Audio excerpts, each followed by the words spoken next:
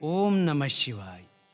जब भगवान विष्णु योग निद्रा में जाते हैं तब शुरू होता है चातुर्मास। ये 4 मास तप, श्रद्धा और पुण्य अर्जन के होते हैं। जो इस काल में श्री हरि के शयन स्तोत्र का नित्य पाठ करता है, उसके जीवन से रोग, रुकावट और पापों का अंधकार मिट जाता है। यह स्तोत्र धन, शांति और मोक्ष का द्वार खोलता है। आइए चातुर्मास के इन पवित्र दिनों में हर दिन सुने विष्णु शयन रक्षा स्तोत्रम। अथ श्री विष्णु शयन रक्षा स्तोत्रम। शयनं विष्णुनाथस्य जगतः सुखकारकं मम दोषं प्रशमय सदा रक्षां कुरुष्व मे। नमस्ते पुंडरीकाक्ष, नमस्ते भुवनाधिप। शयनं ते स्मराम्यद्य यत्र श्रेयः सनातनं। शेषशय्याभिरामाय लक्ष्मी संयुक्तचेतसे प्रभवे जगतां नाथाय नमः शान्त्यै नमो नमः। चातुर्मास्ये विशेषेण शान्तिकाम्येन मानवः यः पठे स्तोत्रमेतच्च तस्य नश्यन्ति पातकाः। निःश्वासे यत्र ब्रह्माण्डं विश्रामं यान्ति देवताः। तं विष्णुं शयनं यान्तं सदा वन्दे मम प्रभुं। विष्णोः शयनसन्देशो पुण्यं कल्याणकारकं कर्मबन्धविनाशाय स्तोत्रं मे भवतु प्रियं। यस्य स्मरणमात्रेण दुःखशान्तिर्भवेत् ध्रुवं। तं विष्णुं शयनस्थितं भक्त्या नित्यं नमाम्यहं। शयनं विष्णुदेवस्य कालसार्थक्यदायकं सप्तजन्मकृतं पापं पाठेनैव विनश्यति। लक्ष्मीनाथ जगन्नाथ श्रीपते शरणं मम। शयनं ते स्मराम्यद्य सर्वरोगनिवारणं। दशदिक्पालसङ्घाताः नम्राः सन्ति तवाग्रतः।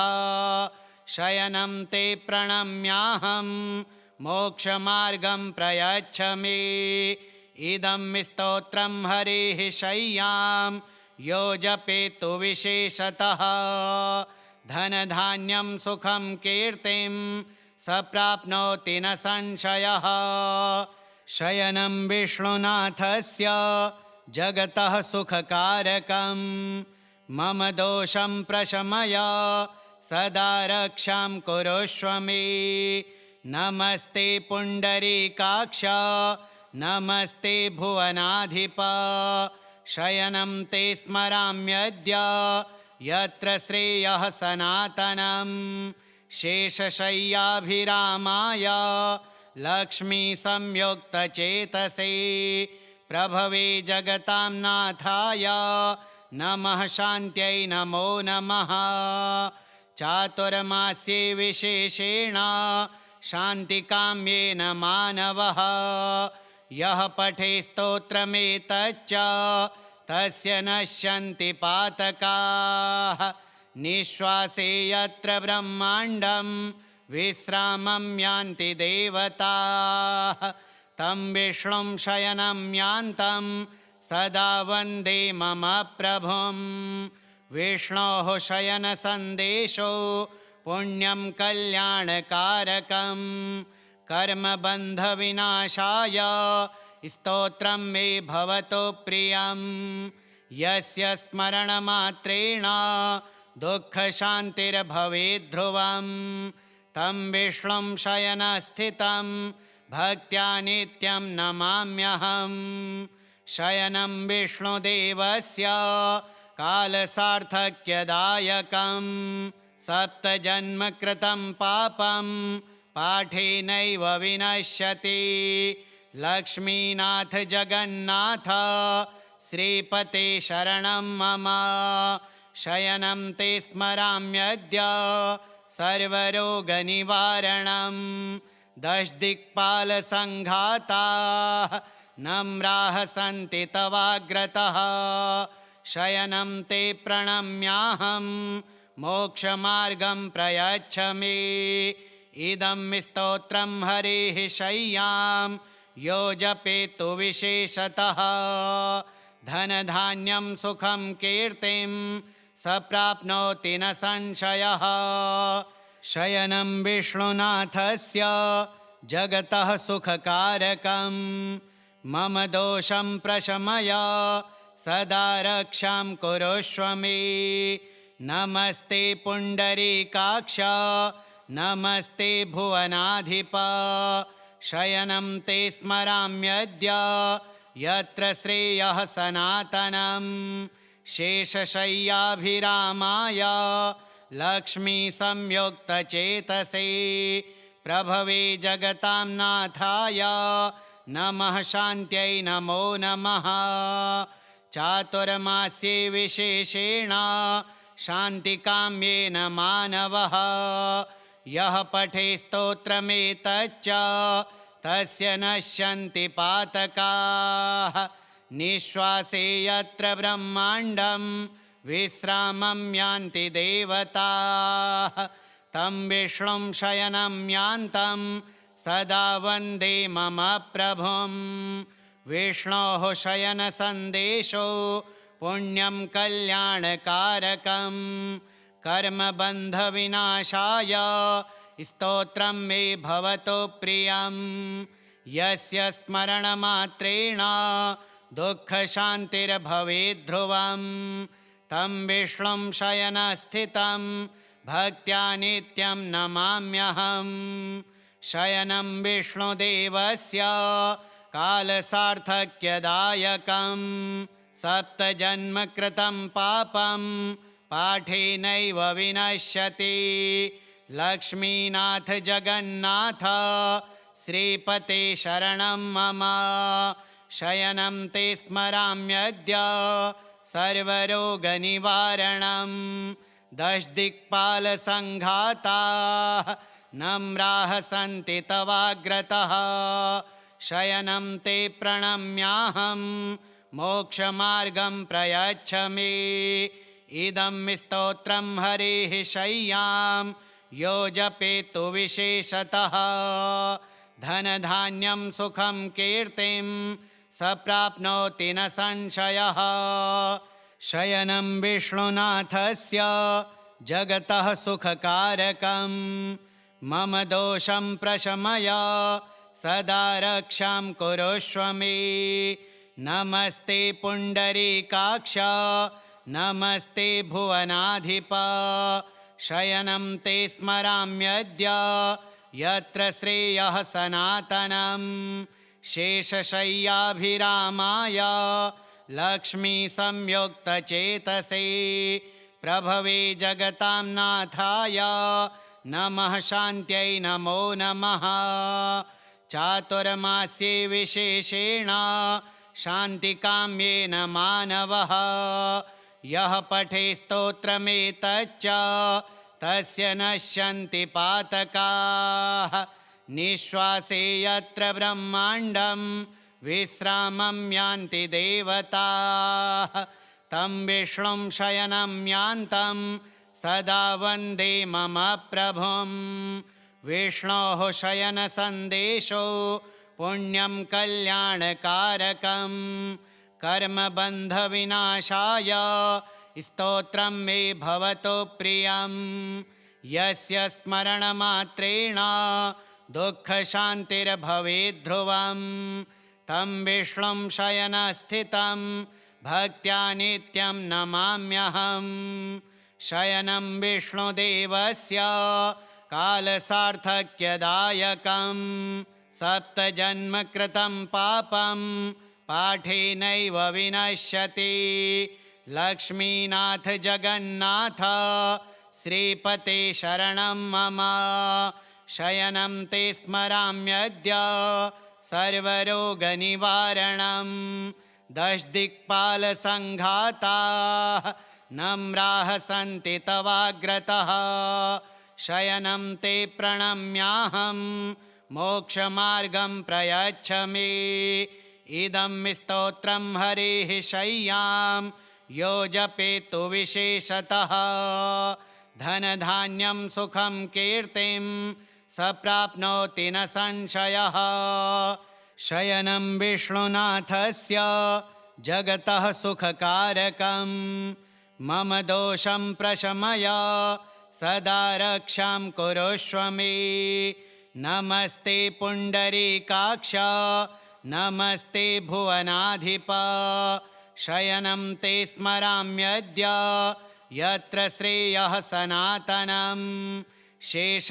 शेषशय्याभिरामाय लक्ष्मीसंयुक्तचेतसे प्रभवे जगतां नाथाय नमः शान्त्यै नमो नमः चातुर्मास्ये विशेषेण शान्तिकाम्येन मानवः यः पठे स्तोत्रमेतच्च तस्य नश्यन्ति पातकाः निःश्वासे यत्र ब्रह्माण्डं विश्रामं यान्ति देवताः तं विष्णुं शयनं यान्तं सदा वन्दे मम प्रभुं विष्णोः शयनसन्देशो पुण्यं कल्याणकारकं कर्मबन्धविनाशाय स्तोत्रं मे भवतु प्रियं यस्य स्मरणमात्रेण दुःखशान्तिर्भवेत् ध्रुवं तं विष्णुं शयनस्थितं भक्त्या नित्यं नमाम्यहं शयनं विष्णुदेवस्य कालसार्थक्यदायकं सप्तजन्मकृतं पापं पाठेनैव विनश्यति लक्ष्मीनाथ जगन्नाथ श्रीपते शरणं मम शयनं ते स्मराम्यद्य सर्वरोगनिवारणं दशदिक्पालसङ्घाताः नम्राः सन्ति तवाग्रतः शयनं ते प्रणम्याहं मोक्षमार्गं प्रयच्छ मे इदं स्तोत्रं हरेः शय्यां यो जपेतु विशेषतः धनधान्यं सुखं कीर्तिं स प्राप्नोति न संशयः शयनं विष्णुनाथस्य जगतः सुखकारकं मम दोषं प्रशमय सदा रक्षां कुरुष्व मे नमस्ते पुण्डरीकाक्ष नमस्ते भुवनाधिप शयनं ते स्मराम्यद्य यत्र श्रेयः सनातनं शेषशय्याभिरामाय लक्ष्मीसंयुक्तचेतसे प्रभवे जगतां नाथाय नमः शान्त्यै नमो नमः चातुर्मास्ये विशेषेण शान्तिकाम्येन मानवः यः पठे स्तोत्रमेतच्च तस्य नश्यन्ति पातकाः निःश्वासे यत्र ब्रह्माण्डं विश्रामं यान्ति देवताः तं विष्णुं शयनं यान्तं सदा वन्दे मम प्रभुं विष्णोः शयनसन्देशो पुण्यं कल्याणकारकं कर्मबन्धविनाशाय स्तोत्रं मे भवतु प्रियं यस्य स्मरणमात्रेण दुःखशान्तिर्भवेत् ध्रुवं तं विष्णुं शयनस्थितं भक्त्या नित्यं नमाम्यहं शयनं विष्णुदेवस्य कालसार्थक्यदायकं सप्तजन्मकृतं पापं पाठेनैव विनश्यति लक्ष्मीनाथ जगन्नाथ श्रीपते शरणं मम शयनं ते स्मराम्यद्य सर्वरोगनिवारणं दशदिक्पालसङ्घाताः नम्राः सन्ति तवाग्रतः शयनं ते प्रणम्याहं मोक्षमार्गं प्रयच्छ मे। इदं स्तोत्रं हरेः शय्यां यो जपेतु विशेषतः धनधान्यं सुखं कीर्तिं स प्राप्नोति न संशयः।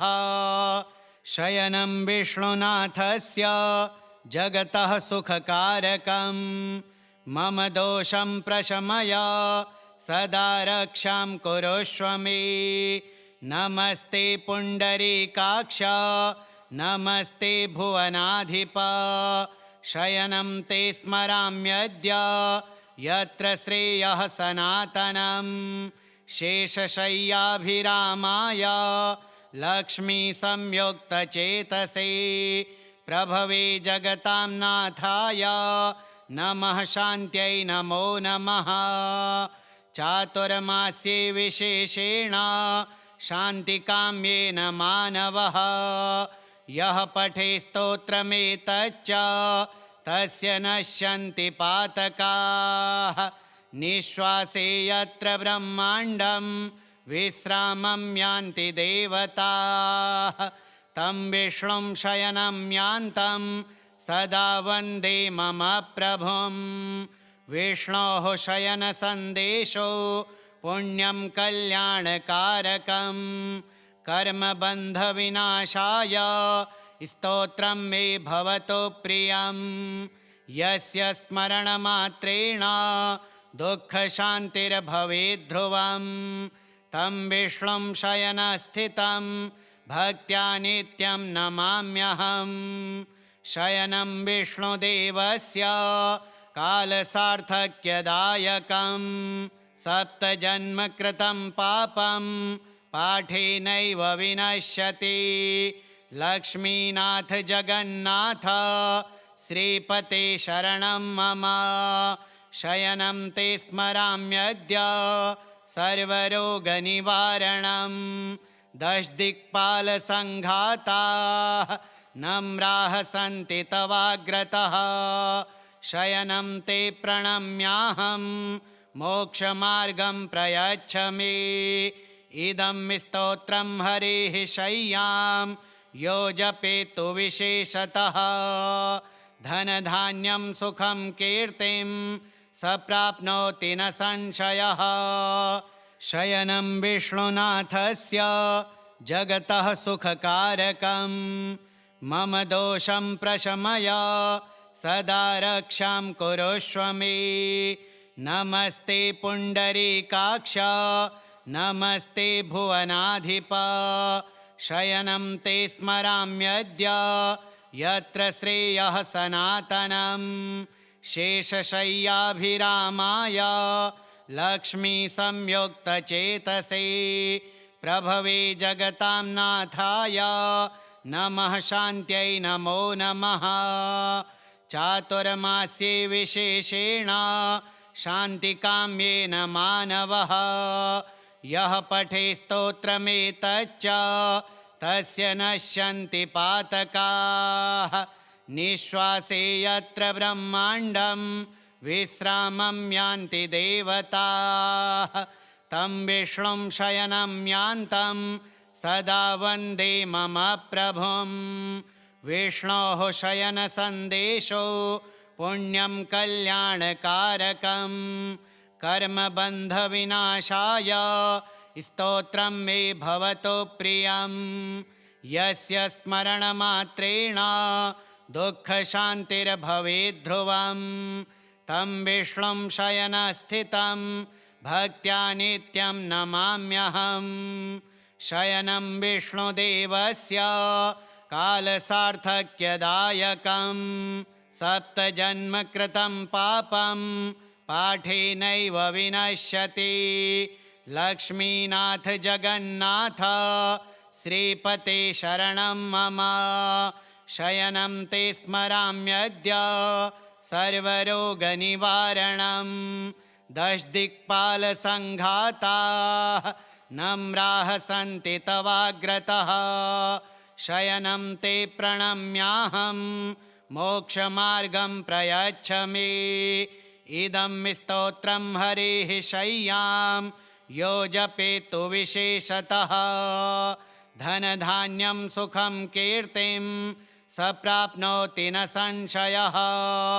शयनं विष्णुनाथस्य जगतः सुखकारकं मम दोषं प्रशमय सदा रक्षां कुरुष्व मे। नमस्ते पुण्डरीकाक्ष नमस्ते भुवनाधिप शयनं ते स्मराम्यद्य यत्र श्रेयः सनातनं। शेषशय्याभिरामाय लक्ष्मी संयुक्तचेतसे प्रभवे जगतां नाथाय नमः शान्त्यै नमो नमः। चातुर्मास्ये विशेषेण शान्तिकाम्येन मानवः यः पठे स्तोत्रमेतच्च तस्य नश्यन्ति पातकाः। निःश्वासे यत्र ब्रह्माण्डं विश्रामं यान्ति देवताः तं विष्णुं शयनं यान्तं सदा वन्दे मम प्रभुं। विष्णोः शयनसन्देशो पुण्यं कल्याणकारकं कर्मबन्धविनाशाय स्तोत्रं मे भवतु प्रियं। यस्य स्मरणमात्रेण दुःखशान्तिर्भवेत् ध्रुवं तं विष्णुं शयनस्थितं भक्त्या नित्यं नमाम्यहम्। शयनं विष्णुदेवस्य कालसार्थक्यदायकं सप्तजन्मकृतं पापं पाठेनैव विनश्यति। लक्ष्मीनाथ जगन्नाथ श्रीपते शरणं मम शयनं ते स्मराम्यद्य सर्वरोगनिवारणं। दशदिक्पालसङ्घाताः नम्राः सन्ति तवाग्रतः शयनं ते प्रणम्याहं मोक्षमार्गं प्रयच्छ मे। इदं स्तोत्रं हरेः शय्यां यो जपेतु विशेषतः धनधान्यं सुखं कीर्तिं स प्राप्नोति न संशयः। शयनं विष्णुनाथस्य जगतः सुखकारकं मम दोषं प्रशमय सदा रक्षां कुरुष्व मे। नमस्ते पुण्डरीकाक्ष नमस्ते भुवनाधिप शयनं ते स्मराम्यद्य यत्र श्रेयः सनातनं। शेषशय्याभिरामाय लक्ष्मी संयुक्तचेतसे प्रभवे जगतां नाथाय नमः शान्त्यै नमो नमः।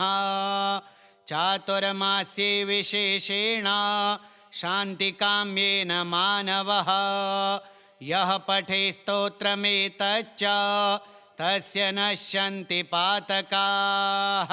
निःश्वासे यत्र ब्रह्माण्डं विश्रामं यान्ति देवताः तं विष्णुं शयनं यान्तं सदा वन्दे मम प्रभुं।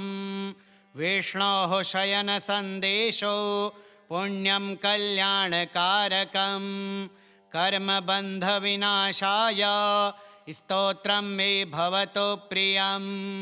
यस्य स्मरणमात्रेण दुःखशान्तिर्भवेत् ध्रुवं तं विष्णुं शयनस्थितं भक्त्या नित्यं नमाम्यहम्।